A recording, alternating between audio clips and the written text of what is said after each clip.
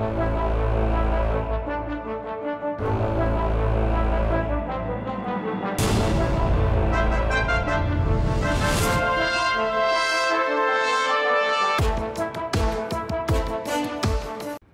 गोवा राष्ट्रीय महामार्ग जो अनेक वर्षांपासून रखडलेला आहे तो कोकणातील प्रवासासाठी एक मोठं संकट ठरलाय।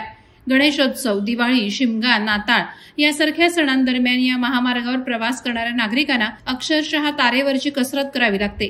अपूर्ण रस्ते, रखडलेलं काम आणि अपघातांचा वाढता धोका यामुळे प्रवास खडतर बनलाय।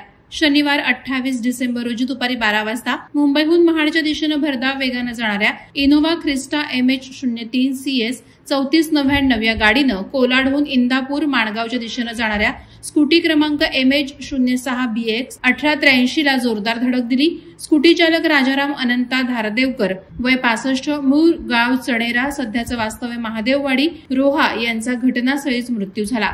धडक इतकी भीषण होती की स्कूटी चालकाच्या डोक्याला, हाताला आणि कमरेला गंभीर दुखापत झाली होती। मृत व्यक्तीच्या नातेवाईकांच्या म्हणण्यानुसार इनोव्हा क्रिस्टाचा चालक मद्यधुंद अवस्थेत होता। तसंच अपघातावेळी गाडीमध्ये एक वरिष्ठ सरकारी अधिकारी उपस्थित होते। अपघात होता संबंधित अधिकारी घटनास्थळावरून फरार झाल्याचं सांगितलं जातंय। माणगाव पोलिसांनी त्वरित घटनास्थळी धाव घेऊन मृतदेह उपजिल्हा रुग्णालयात पाठवला। तसंच इनोव्हा क्रिस्टाचा चालक पोलिसांच्या ताब्यात आहे आणि पुढील तपास सुरू आहे।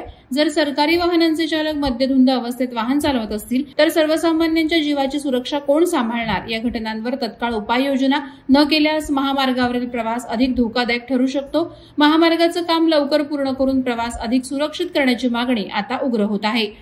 वादळवारा लाईव्हसाठी न्यूज ब्युरो, माणगाव। नवी मुंबई व रायगड जिल्ह्यातील ताज्या बातम्या आणि घडामोडींसाठी सबस्क्राईब करा वादळवारा लाईव्ह चॅनल आणि दाबा बेल आयकॉन।